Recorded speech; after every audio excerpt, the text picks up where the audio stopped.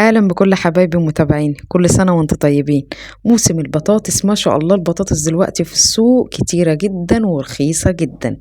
يلا بينا بقى نعمل طريقة حلوة جدا لتخزين البطاطس، ولا سلق بقى ولا مية مغلية ولا أي حاجة من الكلام ده. طريقة حلوة جدا، شايفين شكل البطاطس حلوة ومقرمشة وخطيرة. طبق بقى كده في السحور، طبق كده جنب الفطار مش هيقول لأ. وطريقة حفظها في الفريزر تقعد معاكي بالشهور. يلا بينا نشوف عملنا ايه. معايا هنا كمية من البطاطس، الكمية اللي انت تجيبيها. انا معايا هنا تقريبا بتاع 4 كيلو او 5 كيلو تقريبا. بحب اجيب البطاطس الكبيرة، محبش الصغيرة دي بزهق منها بسرعة. بجيب البطاطس الكبيرة دي بقشرها وبغسلها غسلة كويسة جدا، وهبدأ بقى اقشرها معاكم.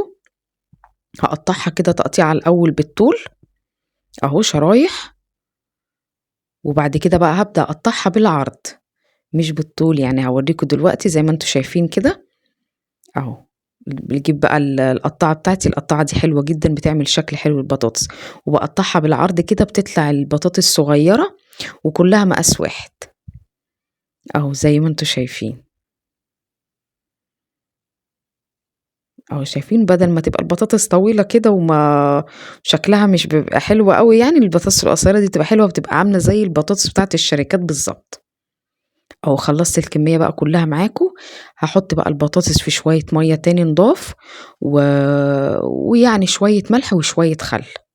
هقلبها تقليبه كده واسيبها بقى عقبال ما دوبك الزيت يسخن، مش هقعدها كتير.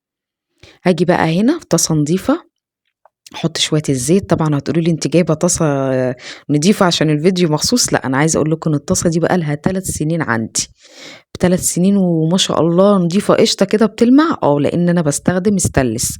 الستانلس حلو جدا للقليه يا جماعه. بتتوسخ مني بس لما بتتغسل بتبقى بالشكل ده. بلاش يا جماعه الطاسات التانية اللي انتوا عارفينها دي، فعلا بتجيب امراض وحشه جدا. ربنا يعافينا ويعافيكم يا رب. خلاص بقى هنا هصفي البطاطس من المية وانزل بيها بقى في الزيت، يا دوبك تتشمع. يعني بصوا قبل ما تحمر بحاجة بسيطة هبدأ اشيلها اهو. شايفين شكلها تاخد اللون اللي هو الذهبي الفاتح قوي اهو. هخرجها بقى كده على مصفى تصفي برضو اي بواقي زيت عن فيها اهو. ونيجي بقى هنا اي صاج اي صينية اي حاجة عندك هفتح فيها كده كيس تلاجة وارص بقى عليها البطاطس بتاعتي. عندك ورق زبدة حطي على ورق زبدة، يا دوبك بس هرص البطاطس بحيث ان هي ما تبقاش لازقة في بعض او تتكسر او حاجة. وهحط بقى ما بين كل راق وراق بطاطس برضو ورق زبدة او اكياس تلاجة اهو. ده اول راق. هحط بقى الراق التاني واسيبها طبعا تبرد شوية، يعني عقبال ما اخلص دور تكون دي بردت وهكذا.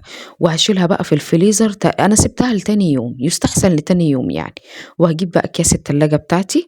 حلوة الكيس التلاجة محكمة الغلق دي بتبقى حلوة جدا، ما بتدخلهاش هوا او تلج.